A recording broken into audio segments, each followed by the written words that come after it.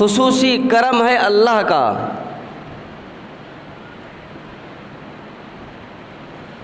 کہ اللہ تبارک و تعالیٰ قربانی مانگتے ہیں، جب قربانی کرتے ہیں تو اللہ تعالیٰ فرماتے ہیں اب تم ہی کھاؤ۔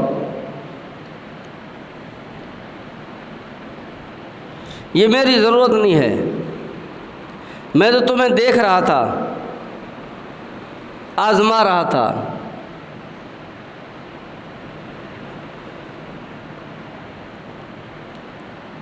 تو ہر امت کے اندر طریقہ رہا، تصور رہا قربانی کا، ہر امت کرتی ہوئی آئی ہے، اور یہاں تک کہ اگر کوئی کسی دوسرے مذہب کے اوپر تھا تو ان کے اندر بھی تصور تھا، اور آج بھی اگر کوئی عیسائی ہے یا یہودی ہے یا ہندو ہے، کسی بھی مذہب والا ہے، ان کے اندر بھی قربانی کا تصور موجود ہے۔ وہ مشہور واقعہ حضرت امیر المؤمنین حضرت عمر سائیں کی خلافت کے ٹائم کا،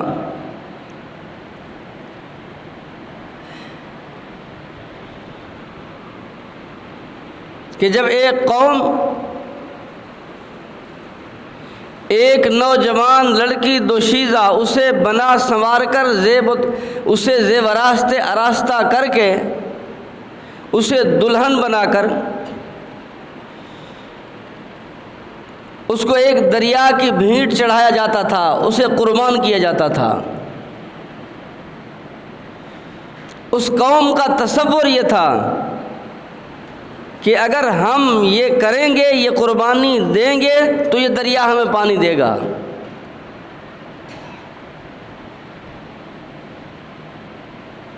تصور اس وقت بھی موجود تھا قربانی کا، چاہے وہ کسی شکل کے اندر تھا۔ وَلِكُلِّ أُمَّةٍ جَعَلْنَا مَنْسَكًا،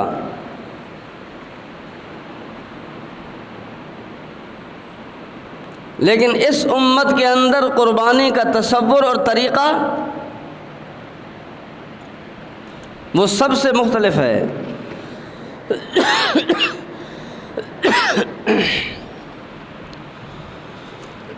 اور اللہ تبارک و تعالیٰ کا خاص فضل اور اس امت کے اوپر خاص کرم ہے۔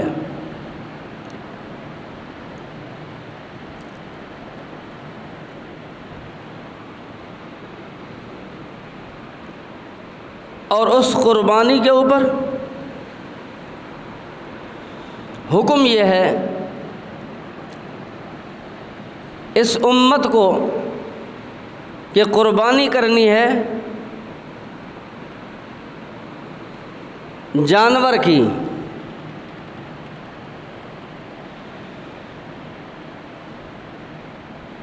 اللہ کے نام پہ قربان کرنا ہے۔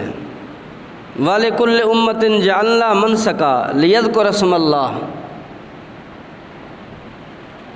عَلَىٰ مَا رَزَقَهُم مِّن بَهِيمَةِ الْأَنْعَامِ۔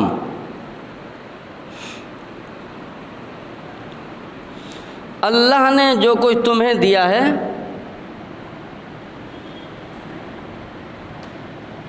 وہ جانور جو پالتو ہیں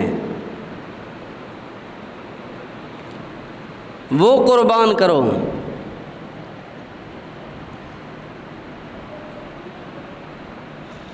صحابہ کرام رضوان اللہ علیہم اجمعین سے رحمت عالم صلی اللہ علیہ وسلم سے پوچھا کہ اللہ کے رسول ما هذه الاضاحی، یہ قربانی کیا ہے؟ آپ علیہ الصلاۃ والسلام نے فرمایا کہ سنت ابیکم ابراہیم، یہ تمہارے باپ حضرت ابراہیم علیہ الصلاۃ والسلام کی سنت ہے، قربان جائیں۔ ابراہیم علیہ الصلاۃ والسلام نے تو بیٹا قربان کیا تھا اور ہمیں جانور قربان کرنے کا کہا گیا ہے، لیکن تصور وہی ہے، ملایا اسی کے ساتھ، نسبت اسی کے ساتھ دے دی۔ کہ سنت ابیکم ابراہیم، ادھر بیٹا ہے ادھر جانور ہے،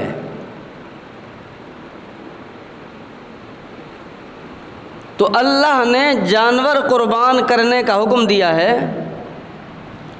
اور جانور بھی ہر جانور نہیں، من بہیمۃ الانعام، وہ جانور جو پالتو ہیں، جو گھر کے اندر پالے جاتے ہیں،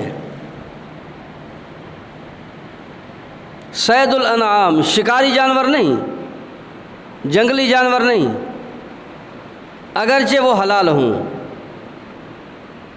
وہ جانور نہیں، بہیمہ، گھر کے اندر پالے جانے والے۔ اب اس میں کون سے جانور ہیں؟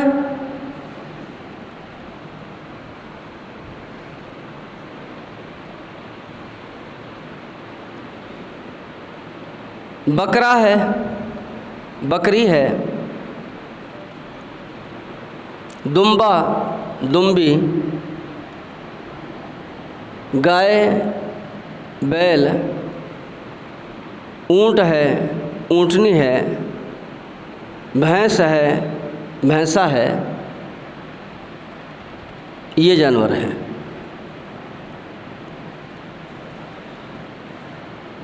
ہر جانور نہیں، بلکہ ان کی قربانی ہے۔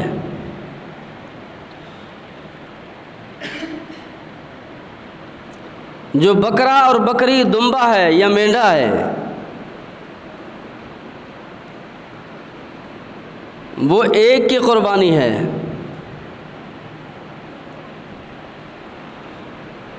باقی بھینس یا گائے یا اونٹ، اس کے اندر 7 حصے ہیں، یعنی اس میں 7 قربانیاں ہیں۔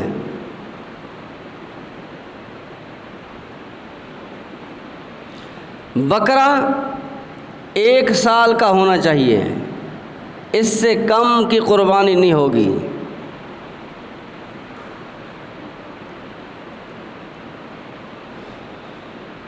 گائے ہے یا بھینس ہے، وہ 2 سال کے ہونے چاہیے، اس سے کم کی نہیں ہوگی۔ اونٹ 5 سال کا، اس سے کم کی نہیں۔ اگر بھیڑ ہے، جو دمبے کی قسم ہے، مینڈھا، اگر وہ 6 ماہ کا ہے اور برابر لگتا ہے کہ سال کے برابر ہوگا، اتنا وہ تیار ہے، تو اس کی قربانی ہو جائے گی۔ یہ جو ہم دیکھتے ہیں کہ بکرا 2 دانت ہونا چاہیے، گابا 2 دانت ہونا چاہیے، یہ جو 2 دانت ہے یہ شرط نہیں ہے قربانی کی، یہ علامت ہے، نشانی ہے، یہ شرط نہیں ہے قربانی کی، یہ علامت ہے کہ جانور عام طور پہ کہ 2 سال کے بعد گائے یا بیل یا بھینس وہ دانت گرا دیتی ہے، اور بکرا 1 سال کے بعد 2 دانت ہو جاتا ہے، اس سے پہلے نہیں۔ تو جس آدمی کے گھر کا جانور نہیں ہے، وہ کہیں سے خریدتا ہے، تو اس کو پتہ نہیں ہوتا کہ اس کی عمر پتہ نہیں کیا ہے، تو اس کے لیے پھر یہ علامت اور نشانی بتائی ہے، تاکہ کسی قسم کا شبہ نہ رہے کہ پتہ نہیں یہ 5 سال کا اونٹ ہے یا نہیں ہے، یہ گابا 2 سال کا ہے یا نہیں ہے، یہ بکرا 1 سال کا ہے یا نہیں ہے، یہ شبہ ختم ہو جائے۔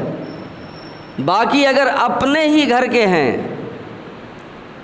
اپنے ہی سامنے کی پیدائش ہے، عمر کا پتہ ہے، یقینی بات ہے، تو پھر جب عمر ان جانوروں کی اتنی ہو جائے گی تو وہ قربانی جائز ہے۔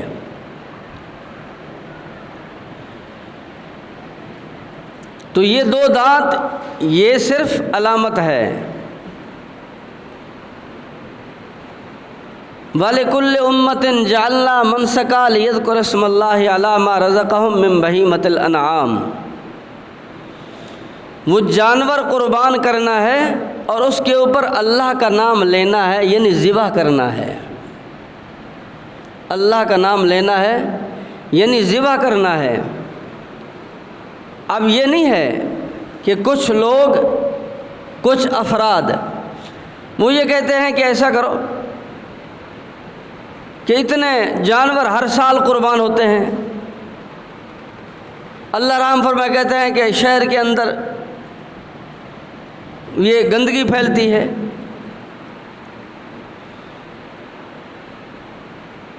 اور اتنے جانور قربان ہوتے ہیں ایسے ہی، تو اس سے بہتر یہ ہے کہ کسی غریب کو دے دیے جائیں یہ پیسے قربانی کے نام کے، کسی ادارے کے اندر جمع کرا دیے جائیں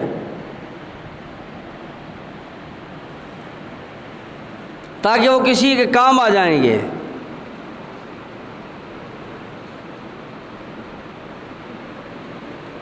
قربانی کا مطلب اور مقصد قربان کرنے کا کہ اس جانور کے اوپر چھری چلانی ہے، اس کو ذبح کرنا ہے، خون بہانا ہے، پیسے نہیں دینے، اس کا خون بہانا ہے۔ تو اگر کسی نے یہ پیسے اس طریقے سے دیے کسی کو، کسی فرد کو یا کسی ادارے کو، تو وہ قربانی نہیں ہوگی۔ جانور ہی قربان کرنا ہے اور اس کو ذبح کرنا ہے، خون بہانا ہے۔ چونکہ آج کل یہ سوشل میڈیا کا دور ہے، بہت سارے لوگ جو ہے نا وہ موبائل کو دیکھ دیکھ کر بیچارے پریشان ہو جاتے ہیں۔ کوئی بھی بات ہوتی ہے وہ کہتے ہیں کہ صحیح یہ مسئلہ بتاؤ، بھئی آپ نے کہاں سے سنا؟ یہ کہتے موبائل میں دیکھا تھا۔ کیا کیا تھا؟ موبائل میں دیکھا تھا۔ تو اللہ نہ کرے موبائل کو ایسا تصور کر رہے تھے جیسے قرآن کی کوئی آیت ہو۔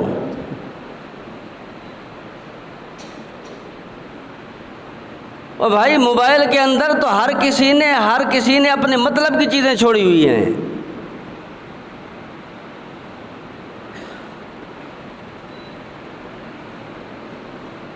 جہاں اس موبائل کے اندر تلاوت آ رہی ہے وہاں گانا بھی آ رہا ہے۔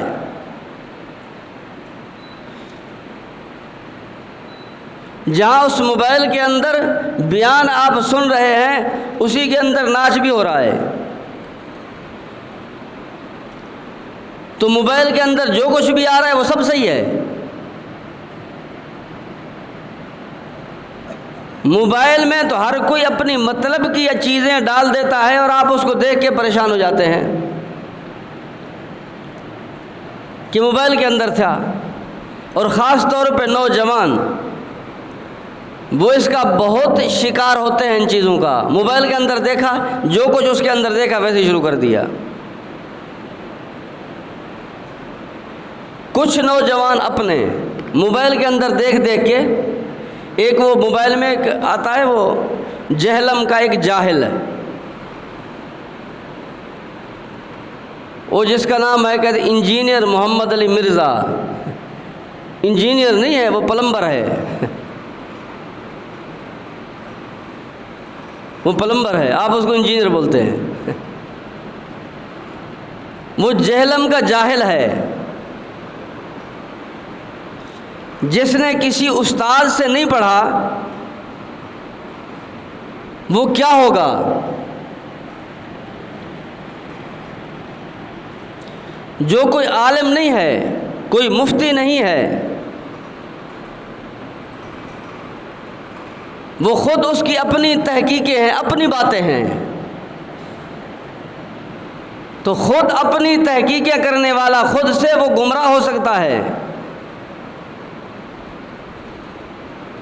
اور نوجوان اس کو دیکھ دیکھ کے پتہ نہیں اس کی باتیں سن سن کے ان کو کیا ہو جاتا ہے، اچھے بھلے نماز پڑھ رہے ہوتے ہیں، کچھ دن کے بعد ہم اس نوجوان کو دیتے ہیں تو وہ ایسے کر رہا ہوتا ہے، ایسے۔ وہ بھائی یہ کیا ہے؟ کہتے وہ بھائی محمد علی کے اس کی سنا تھا تو اس نے کہا کہ یہ دیکھو یہ نماز میں تو ایسے ہی ہے۔ تو پورے پاکستان میں کہتے اس کو بھائی ہیں، نہ مولوی، نہ عالم، نہ مفتی، کچھ بھی نہیں، بھائی محمد علی، یہ جو اس پورے پاکستان کے اندر بس وہ ایک واحد ہے آدمی جس کو دین سمجھ میں آیا اور کسی کو سمجھ میں نہیں آیا. اس کو قرآن سمجھ میں آیا، کسی اور سمجھ میں نہیں آیا.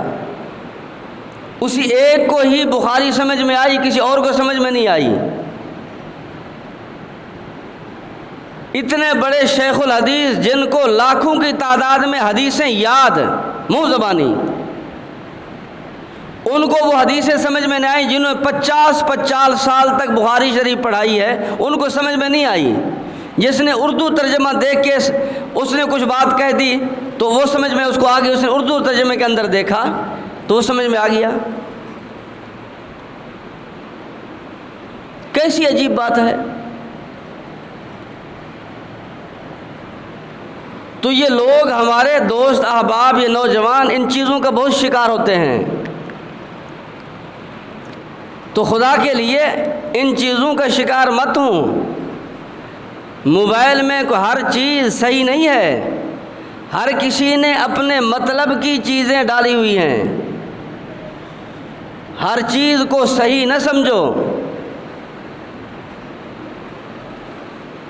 ہر وہ چیز جو قرآن و سنت کے مطابق ہو، علماء سے تحقیق کرو اس کی. اور یہ جو ایسے لوگ ہوتے ہیں یہ آپ کو علماء سے بدظن کرتے ہیں. ان کا پہلا ہدف یہی ہوتا ہے کہ ایسے نوجوان علماء کے پاس جائیں ہی نہیں، اور ان کے دلوں کے اندر نفرت ڈالتے ہیں علماء کی، تاکہ اگر یہ جائیں گے ان کو بات سمجھ میں آ جائے گی. تو کیا ہم جو نماز پڑھ رہے ہیں، یہ جو ہمارا طریقہ ہے نماز کا، کیا یہ طریقہ حدیث میں نہیں ہے؟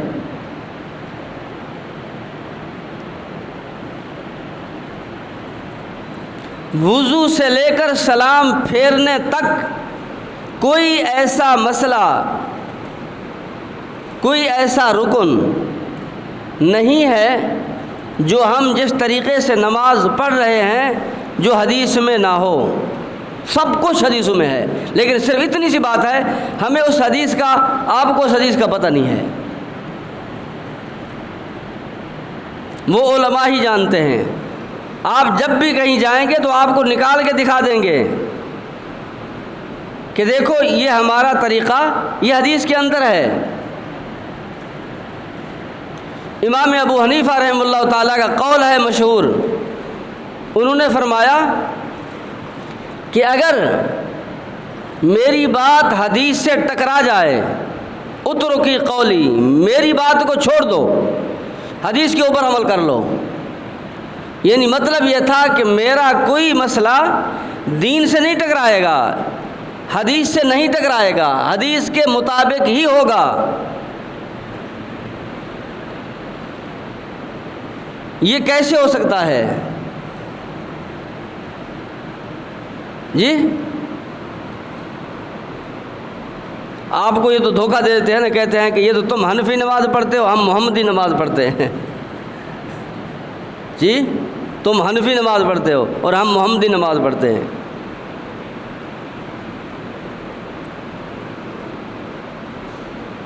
یہ کوئی بات آپس میں جوڑ بھی رکھتی ہے؟ یہ آپ سے کہیں کہ تم حنفی ہو یا دیوبندی ہو، یہ بات آپس میں کوئی جوڑ نہیں رکھتی.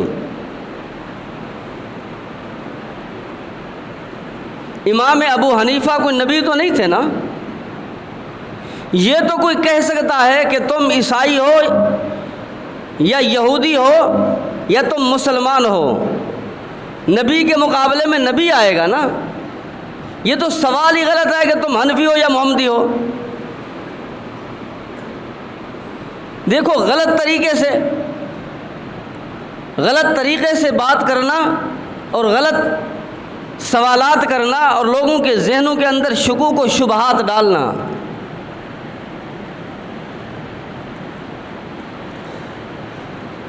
تو اس طرح وہ لوگ بیچارے پریشان ہو جاتے ہیں، کہتے ہیں دیکھو یہ تو سارا کچھ حدیث کے مطابق بتا رہے ہیں، اور نماز تو طریقہ یہ تھا، اب ہمیں تو پتہ نہیں ہے۔ اب وہ نوجوان اسی طریقے سے شروع ہو جاتا ہے۔ یہ ابھی جیسے کئی لوگوں نے مجھ سے پوچھا اور فون بھی کیا، کہنے لگا کہ سائیں یہ سوشل میڈیا کے اوپر یہ تو بات بہت چل رہی ہے۔ میں نے کون سی، کیا ہو گیا؟ کہنے لگے کہ وہ تو اس دفعہ تو بڑا عجیب مسئلہ ہو گیا۔ میں نے کہا کیا ہوا، کیسے؟ کہنے لگا کہ وہ تو یہ چل رہا ہے کہ بھینس کی قربانی جائز نہیں ہے۔ کیا بھینس کی قربانی جائز نہیں ہے؟ اور بھائی کیوں جائز نہیں ہے؟ کہ یہ تو نبی کے دور میں تھی نہیں۔ کیا نبی کے دور میں یہ تھی ہی نہیں، اس کی قربانی جائز نہیں ہے؟ تو میں نے اس کو کہا، ایسے ساتھیوں کو میں نے کہا بات سنو، تو یہ تو قربانی بھینس کی ابھی اس سال ہو رہی ہے یا صدیوں سے ہوتی آ رہی ہے؟ یہ جو بھینس کی قربانی ہے ابھی اس سال کر رہے ہیں یا صدیوں سے ہوتی آ رہی ہے؟ کہا کہ یہ تو ہوتی آ رہی ہے۔ تو پھر میں نے کہا اس وقت یہ مسئلہ کہاں تھا؟ یہ تو آپ ابھی پوچھ رہے ہیں یا کہہ رہے ہیں کہ قربانی نہیں ہو رہی؟ یہ جو صدیوں سے لوگ کرتے ہوئے آ رہے ہیں ان کی قربانی کا کیا ہوگا؟ آخر اتنی صدیوں میں نہ کوئی عالم پیدا ہوئے، نہ کوئی مفتی ہوئے، نہ کوئی تحقیق والے ہوئے، اور نہ کوئی دین کو جاننے والے، اتنی صدیوں کے اندر کوئی نہیں، بس اس سال کوئی ایک دو پیدا ہو گئے، انہوں نے کہہ دیا کہ بھئی بھینس کی قربانی نہیں ہے۔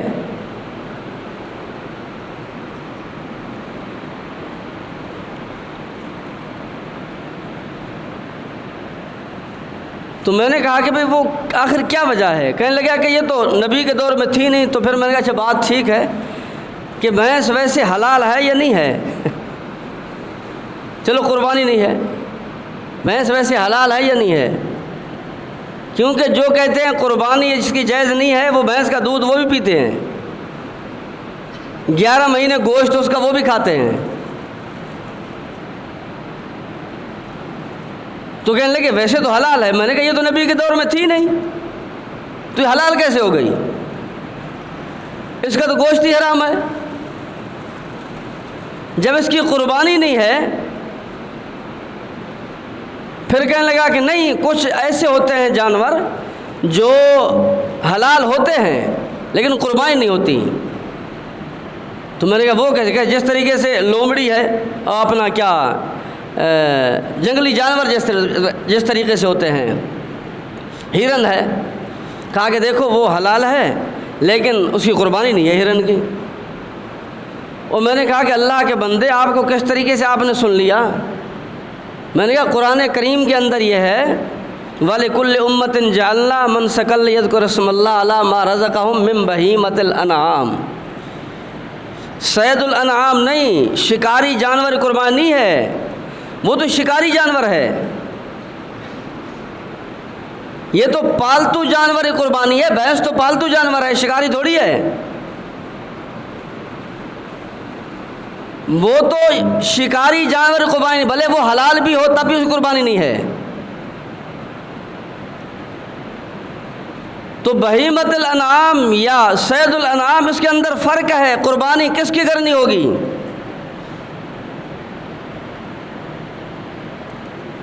تو اب یہ عجیب منطق آ گئی، عجیب بات آ گئی کہ بھائی گوشت اس کا حلال ہے، دودھ اس کا حلال ہے، لیکن قربانی اس کی جائز نہیں ہے۔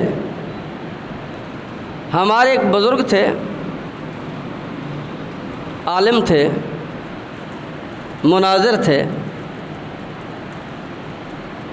حجت اللہ فی الارض،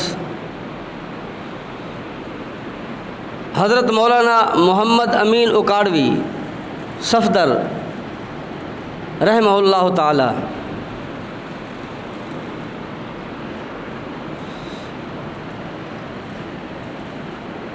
وہ ایسے مسائل میں خاصی دسترس رکھتے تھے، تحقیق رکھتے تھے۔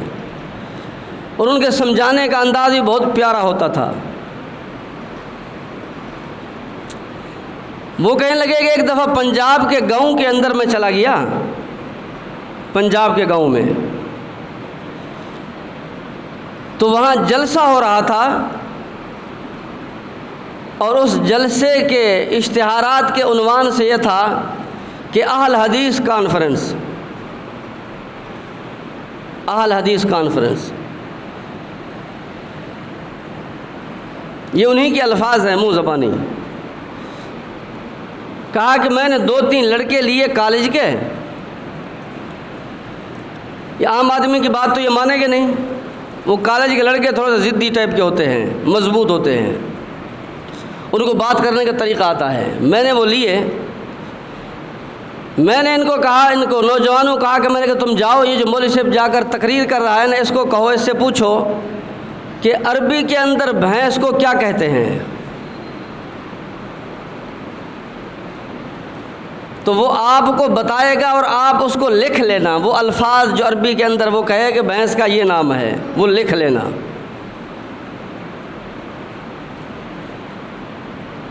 اور جا کر جب لکھ لیں تو پھر ان کو یہ پوچھنا کہ یہ لفظ قرآن میں ہے یا حدیث میں ہے یا نہیں ہے۔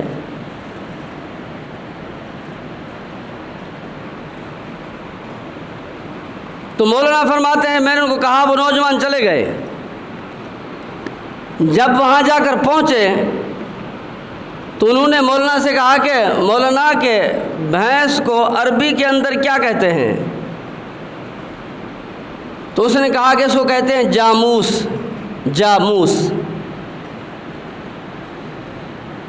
کہا کہ اچھا میں لکھ لوں، تو نوجوان نے وہ لکھا، کہا کہ جاموس، لکھ لیا۔ لکھنے کے بعد کہا کہ دیکھو یہ الفاظ آپ نے بتایا اور میں نے لکھا، اچھا یہ لفظ قرآن میں ہے؟ مولانا نے کہا کہ نہیں ہے۔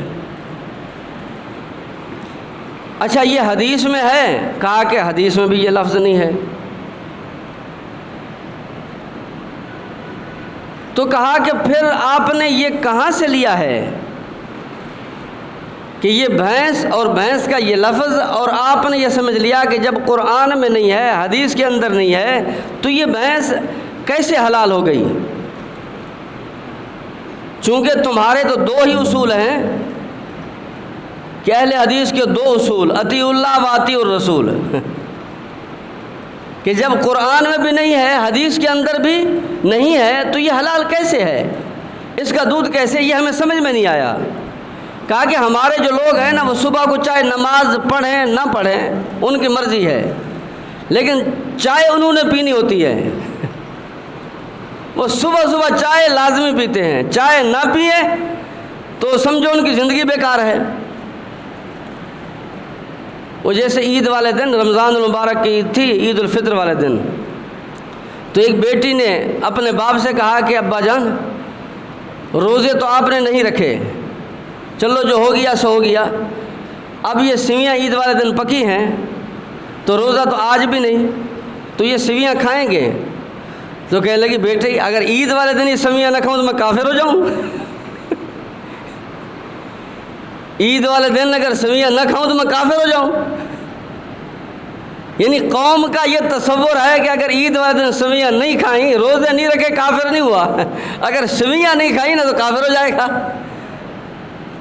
اگر صبح سویرے چائے نہیں پی تو وہ سمجھا کہ جو انسان یہ سمجھے گا کہ میں تو ابھی بستر سے اٹھا ہی نہیں ہوں، میں تو ابھی نیند سے جاگا ہی نہیں ہوں۔ چائے پیے گا وہ سمجھ لے گا کہ بھائی اب میں نے ناشتہ کر لیا، اب میں بستر سے اٹھ گیا ہوں۔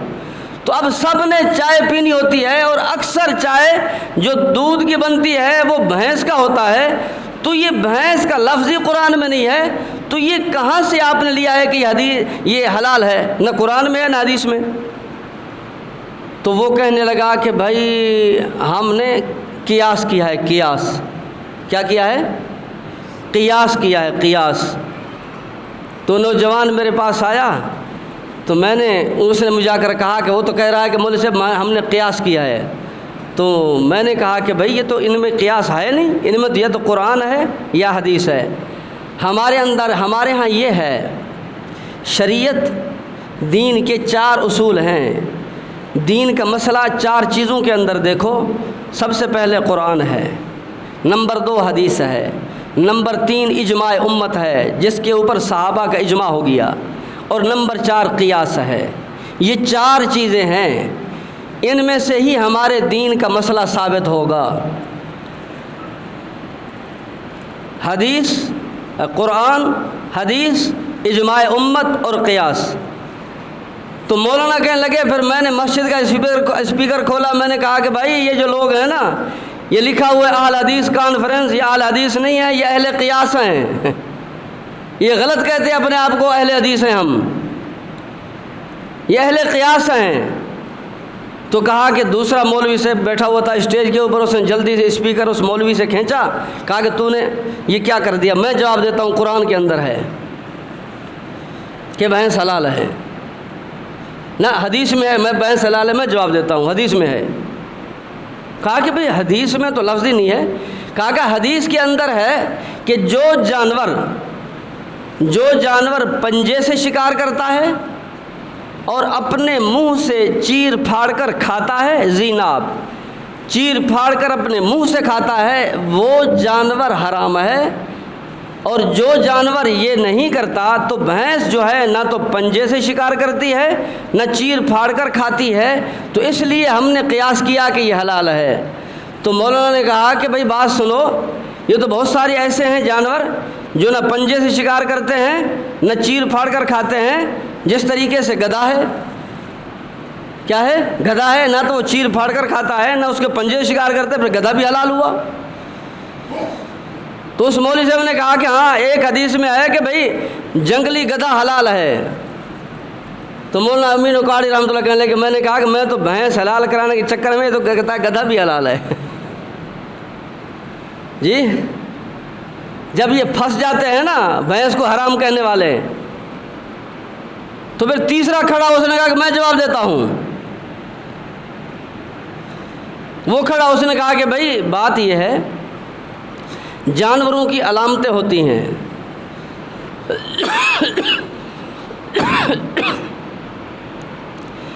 جس جانور کے کھر جو سنب ہوتے ہیں اگر وہ درمیان میں سے چیرے ہوئے ہوں وہ حلال ہے، اور جس کے بند ہوتے ہیں وہ حلال نہیں ہے۔ تو مولانا نے کہا کہ بھئی یہ چیتے جتنے بھی ہیں ان کے سنب سارے چیرے ہوئے ہیں، تو پھر چیتا بھی حلال ہو گیا۔ اب ایک بھینس حلال کرانے کے چکر کے اندر، سمجھانے کے چکر میں جی صرف اتنی سی بات، دودھ پی جائیں، گوشت کھا جائیں، سب کچھ کر جائیں، لیکن قربانی نہیں کرنا، قربانی جائز نہیں ہے، اتنے انہوں نے ترلے کیے لیکن ان سے ثابت نہ ہوا، لیکن قربان جائیں ائمہ کے اوپر، ائمہ دین، انہوں نے علت نکالی ہے، سبب بتایا ہے ہر ایک جانور کے حلال ہونے کا۔ فرماتے ہیں کہ جو جانور جگالی کرتا ہے، جو جانور جگالی کرتا ہے اور اس کے اوپر دوسرے کو قیاس کر لیا جائے گا، وہ جانور حلال ہوگا۔ جگالی آپ جانتے ہیں؟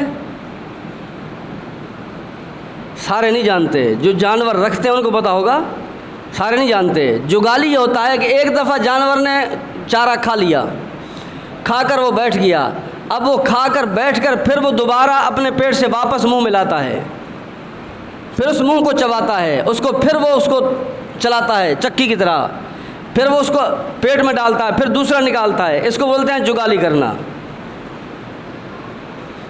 کہا کہ دیکھو اونٹ کو اونٹ جگالی کرتا ہے، بکری کو دیکھو بکری جگالی کرتی ہے، گائے کو دیکھو گائے جگالی کرتی ہے، بھینس کو دیکھو بھینس جگالی کرتی ہے۔ تو بھینس اس کو قیاس کیا ہے گائے کے اوپر، اس کو قیاس کیا ہے گائے کے اوپر۔ لازمی بات ہے مقیس علیہ کے اندر کچھ چیز، اس کے اندر کوئی سبب ہونا چاہیے، کوئی علت ہونی چاہیے، تو یہ سبب بتایا، اور اس کے ساتھ ساتھ اجماع امت ہے اس بھینس کی قربانی کے اوپر جو صدیوں سے چلتی ہوئی آ رہی ہے، کسی نے نکیر نہیں کی، جب اجماع ہو گیا کسی امت کا کسی مسئلے کے اوپر، وہ پوری امت کبھی بھی میرے نبی نے فرمایا گمراہی کے اوپر اکٹھی نہیں ہو سکتی، پوری امت گمراہی کے اوپر اکٹھی نہیں ہو سکتی۔ جب امت کا اجماع ہو گیا ہے بھینس کی قربانی کے اوپر اور سبب مل گیا ہے، تو جس طریقے سے اس کا دودھ پینا جائز اور حلال، اس کا گوشت حلال ہے، اسی طریقے سے قربانی کرنا بھی حلال ہے۔ اس میں کوئی شک نہیں ہے، کوئی شبہ کی بات نہیں ہے، یہ ذہن کے اندر کوئی تصور ہی نہ لائے۔ تو یہ لوگ کچھ ایسے ہوتے ہیں جو شوشہ ایسے چھوڑ دیتے ہیں۔ وہ میں اگلے دن گیا، یہ 7 تاریخ کو جھڈو میں ایک پروگرام تھا، تو وہاں پہ یہ مسئلہ ایسے چل گیا۔ تو ہمارے قاری صاحب تھے، قاری عبدالستار صاحب نو کوٹ کے، وہ اجتماعی قربانی کرتے ہیں۔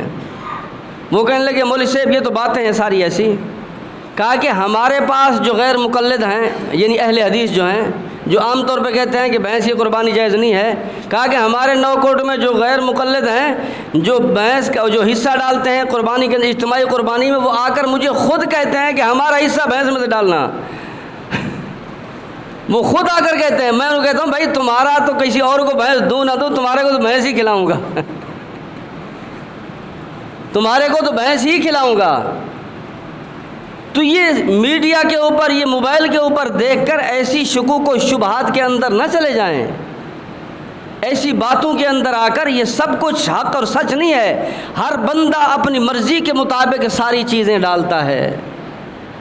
باقی یہ 5 ہیں، ان جانوروں کی قربانی بغیر کسی شک و شبہ کے، جس طریقے سے کہا کہ دمبا اور دمبی اور بکرا اور بکری، دمبے اور دمبی کے اندر جو بھی چیزیں، مینڈا ہو گیا، بھیڑ ہو گئی اس کے اندر، اور بکرا بکری، اور اس طریقے سے گائے اور بیل، اونٹ اور اونٹنی، بھینس اور بھینسا، ان سب کی قربانی جو بتائی گئی ہیں شرائط، ان شرائط کے ساتھ بغیر کسی شکوک و شبہ کے جائز ہیں۔ اپنے دل کے اندر کسی چیز کا تصور نہ لائیں، اللہ کے نام پہ قربان کریں، اور دل کے اندر اخلاص ہونا چاہیے، اللہ کی رضا ہونی چاہیے۔ تو اللہ کی رضا کے لیے ہم کرتے ہیں قربانی۔ اور پھر اس کے ساتھ ساتھ قربانی کے جو کچھ تھوڑے سے اہم مسائل ہوتے ہیں، ان سے بھی مسلمان کو واقفیت ہونی چاہیے۔ اور قربانی گھر کی نہیں ہوتی، قربانی فرد کی ہوتی ہے۔ کچھ لوگ ایسے ہوتے ہیں، ایک بکرا لے لیتے ہیں، وہ کہتے ہیں بس ہم سب کی قربانی، پورے گھر کی قربانی ہے۔ نہیں، ایسے نہیں ہے۔ جس کی قربانی ہے اس کا پتہ ہو اس کو کہ بھئی فلاں کی قربانی ہے، وہ والد کی ہے، والدہ کے نام کی ہے، بھائی کے نام کی ہے، کسی اور کی ہے، اس کو پتہ ہو کہ بھئی اس کے نام کی ہے، اور ہونی اس کے نام کی چاہیے جس کے اوپر قربانی واجب ہے۔ جس کے اوپر کیا ہے؟ قربانی واجب ہے۔ کچھ ایسے ہوتے ہیں ماں کے اوپر واجب نہیں ہے، بیٹے کے اوپر واجب ہے، کہتا ہے بیٹا کہتا ہے میں تو اماں کی کروں گا۔ بھئی اماں کی تو بعد میں ہوگی، پہلے تو اپنی کر۔ اماں کی تو بعد میں، اس کے اوپر واجب ہی نہیں ہے۔ اچھا، قربانی کس کے اوپر واجب ہوتی ہے؟ جس آدمی کے پاس 52.5 تولے چاندی کی قیمت کے برابر اپنی رہائش کے مکان کے علاوہ کوئی جائیداد اس کی ملکیت میں ہو، رہائش کے مکان کے علاوہ اس کی ملکیت میں کوئی بھی چیز جائیداد میں ہو، 52.5 تولے چاندی کے برابر اس کی قیمت بنتی ہو، اس کے اوپر قربانی واجب ہے۔